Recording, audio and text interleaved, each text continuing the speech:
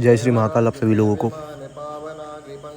आज इस वीडियो के साथ में मैं अष्ट भैरव और काल भैरव की जो सीरीज़ है वो शुरू करने जा रहा हूँ।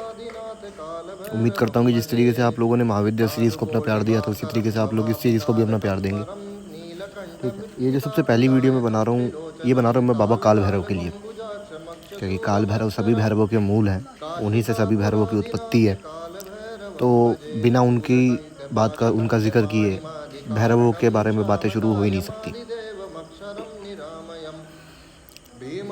काल भैरव का जो ग्रंथों में जो प्रमाण हमें मिलता है वो मुख्य रूप से 3 ग्रंथों के अंदर मिलता है: शिव पुराण, ब्रह्म वैवर्त पुराण और स्कंद पुराण। ठीक है, लेकिन इन तीनों में कथाएं अलग अलग हैं। इन तीनों के अंदर जो कथाएं हैं, इनके जन्म की और उत्पत्ति की जो कथाएं हैं वो अलग अलग है। जैसे कि बात करते हैं ब्रह्म वैवर्त पुराण प्रकृति खंड से। प्रकृति खंड के ब्रह्म वैवर्त पुराण के प्रकृति खंड के अनुसार कथा ये है कि ब्रह्मदेव के अंदर और विष्णुदेव के अंदर जो है दोनों में ये अभिमान आ गया था कि बड़ा कौन है। ठीक है, तो जब भगवान अब रुद्र थे, अब महादेव थे वहाँ पे, तो महादेव को ना बड़े से मतलब ना छोटे से मतलब, उनको अपने ऊपर से भी कोई वो दिक्कत नहीं। तो ब्रह्मदेव ये देख करके सोचने लग गए कि यार यहाँ पे सारे के सारे हम लोग बहसबाजी लगे पड़े हैं और महादेव चुपचाप बैठे हैं। तो उन्होंने इस चीज़ को अपना अपमान समझा कि इन्होंने मेरा अपमान किया है ये।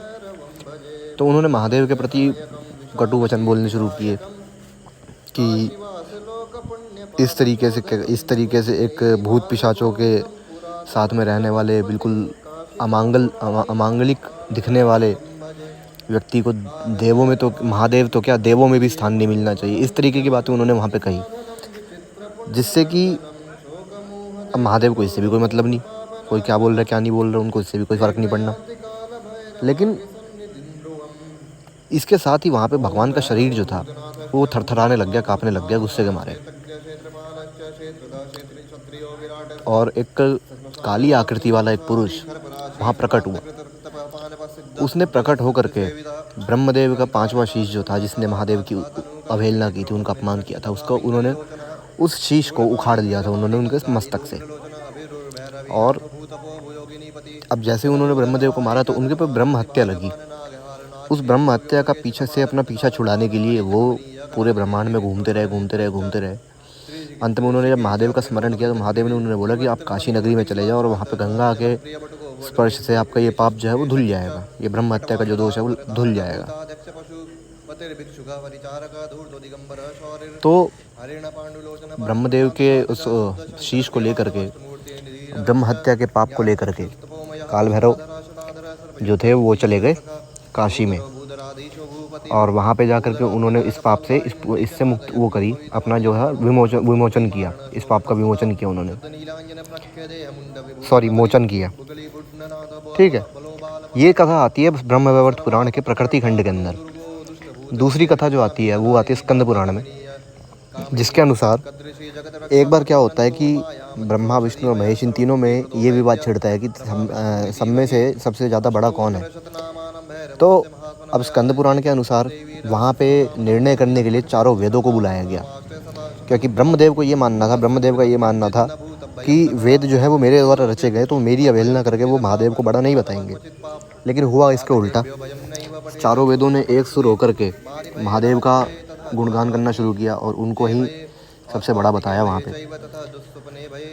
तो वहाँ पे क्या हुआ, वहाँ पे भगवान के शरीर से एक बच्चा पैदा हुआ। वो बालक जो था जब उनके शरीर से उत्पन्न हुआ तो ब्रह्मदेव ने सोचा कि ये मेरा साथ देगा, और साथ देने के चक्कर में उन्होंने क्या किया, उन्होंने उस बालक को नाम दिया रुद्र, क्योंकि उस बालक ने पैदा होते ही रुदन किया था। रुदन करने के कारण उसका नाम रुद्र पड़ गया था। और ब्रह्मदेव ने उसको बोला कि तेरा जन्मदाता मैं हूँ। इस तरीके से उन्होंने उसको बहुत सारे वरदान दिए वगैरह वगैरह। और अंत में उन्होंने जब भगवान शिव को चुनौती दी तो पता नहीं क्यों वो बच्चा सह नहीं पाया और उस बच्चे ने उनका 5वां मुख जो था उसको नोच डाला। ठीक है, नोच डाला यहाँ पे मतलब अब ब्रह्म वैवर्त पुराण की कथा के अनुसार उनके शरीर को उखाड़ लिया गया था। लेकिन यहाँ पे स्कंद पुराण के कथा के अनुसार उनके मुख को नोच लिया गया था, वो बचा ही नहीं था।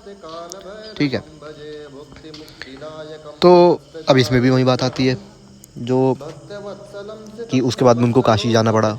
जब उन्होंने भगवान शिव ने बोला कि आपने किया तो काम सही है, लेकिन ब्राह्मण को मार करके आपने पाप अर्जित किया है, उस पाप के विमोचन के लिए आपको जो है काशी नगरी जाना पड़ेगा। तीसरी कथा शिव पुराण में आती है, वो बहुत सिंपल है।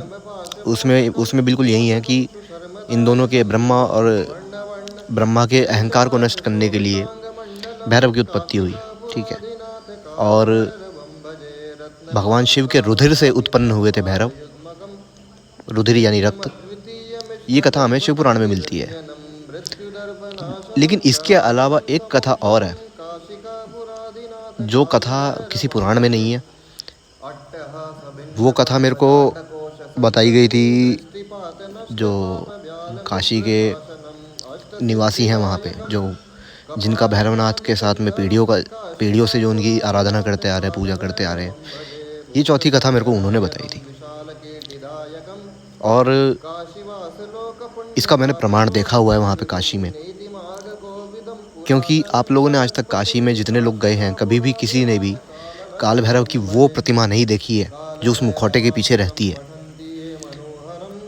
और उस मुखौटे के पीछे रहती है एक सिंदूर से पुती हुई एक बेढंगी मूर्ति, एक विग्रह। लेकिन अगर एक व्यक्ति उसे ध्यान से देखेगा तो उसे समझ में आएगा कि इस मूर्ति में कितना तरीके से इस चीज़ को, या ये कह लीजिए कि उस मूर्ति के साथ में आप अगर देखेंगे उसको, एक नज़र भी अगर आपकी उस मूर्ति पे पड़ गई जो सिंदूरी है, जिस पे मुखौटा नहीं लगा हुआ, तो आप यकीन मानिए कि आप जीवन भर वो दृश्य कभी भूल नहीं पाएंगे। क्योंकि वो मैं बताऊंगा इस वीडियो में क्या है वहाँ पे ऐसा। तो जो कथा मेरे को उन्होंने भैया ने बताई थी, उस कथा के अनुसार में कि जब ब्रह्मदेव का सर काटा गया था, ठीक है, तो उनका जो कपाल था, ब्रह्मदेव का जो सर था, वो उनके हाथ में चिपक गया था, वो छूट नहीं रहा था। तो महादेव ने उनसे कहा कि आप इस कपाल को लेकर के सारे जगत में विचरण करिए, और जहाँ पर ये कपाल आपके हाथ से छूट जाएगा वहाँ पर आप स्थापित होंगे। ठीक है, लेकिन उन्होंने एक शर्त वहाँ पे और रखी। उन्होंने कहा कि जहाँ पर भी आप स्थापित होंगे वहाँ पे आपको केवल और केवल एक अंगूठे का स्थान मिलेगा। मतलब कि भगवान भैरवनाथ जहाँ पर भी भूमि पर स्थित होंगे वहाँ पे वो केवल अपना एक अंगूठा रख सकते हैं। तो अब ये सभी जानते हैं कि वो कपाल जो है वो काशी में जाकर के छूटा था उनके हाथ से, और जिस जगह पे वो कपाल छूटा था उस जगह का नाम पड़ा था कपाल मोचन। ठीक है, और जो प्रतिमा वहाँ पे बाबा की स्थापित है, उस प्रतिमा को अगर आप देखेंगे, क्योंकि वो उस प्रतिमा की कोई भी फ़ोटो आपको नहीं मिलेगी यूट्यूब पे या फिर गूगल पे। यहाँ तक कि मेरे को भी अलाउड नहीं थी वो फ़ोटो वहाँ पे खींचने के लिए। हालांकि मेरे को नॉर्मली अलाउड रहता है वहाँ पे फ़ोटो वगैरह खींचना, लेकिन बाबा के उस स्वरूप की फ़ोटो खींचने की परमिशन मेरे को भी नहीं मिली थी। तो उस मूर्ति को अगर आप देखेंगे तो उस मूर्ति में बाबा का स्वरूप पूरा दिखाई देता है आपको। उस मूर्ति में बाबा का एक पैर जो है कुत्ते के ऊपर है, और दूसरे पैर का अंगूठा जो है वो केवल वहाँ पे नीचे है उस कुत्ते से।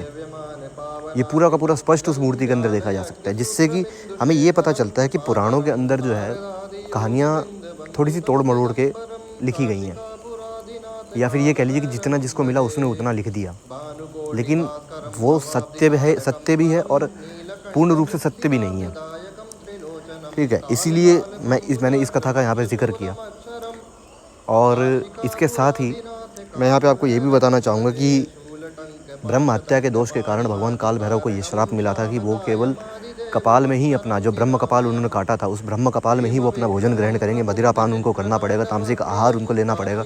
जिस कारण से उन्होंने ये बोला, बाबा काल भैरव ने ये बोला कि काशी आपकी प्रिय भूमि है, काशी आपकी प्रिय नगरी है। ठीक है, मैं वहाँ पर बैठ करके आपके आदेश से भी तामसिक आहार या तामसिक द्रव्य जो है नहीं ले सकता। इसके लिए आप कोई और स्थान निर्धारित करें। तो जो स्थान निर्धारित हुआ था वो स्थान था उज्जैन। वहाँ पे बाबा काल भैरव मदिरा का भोग लेते हैं, प्रत्यक्ष लेते हैं, सबने देखा है। तो ये बातें थी काल भैरव के बारे में। इन्हीं काल भैरव से उन मुख्य अष्ट महाभैरवों की उत्पत्ति हुई थी, जिन अष्ट महाभैरवों में अपने ये आते हैं, जिनका नाम मैं अब आपको बताने जा रहा हूँ, जिनके बारे में आगे मैं आपको बताऊँगा। अंग भैरव, रुरु भैरव, क्रोध भैरव, चंड भैरव, उन्मत्त भैरव, कपाल भैरव, संहार भैरव और भीषण भैरव। ये अष्ट महाभैरव, इनकी उत्पत्ति भगवान काल भैरव से हुई थी। मेरे मुंह पे बार बार कपाल आ रहा है क्योंकि कपाल ही करता रहता हूँ मैं। आने वाली वीडियोस में मैं इन्हीं अष्ट महाभैरवों के जिक्र करूँगा, इनकी कथाएं आपको बताऊँगा, इनके जन्म से संबंधित चीज़ें आपको बताऊँगा, और मुख्य रूप से जो ये देवता हैं किसके लिए पूजित होते हैं ये भी आपको बताऊँगा। अभी के लिए इस वीडियो में केवल इतना ही। जय श्री महाकाल आप सभी लोगों को।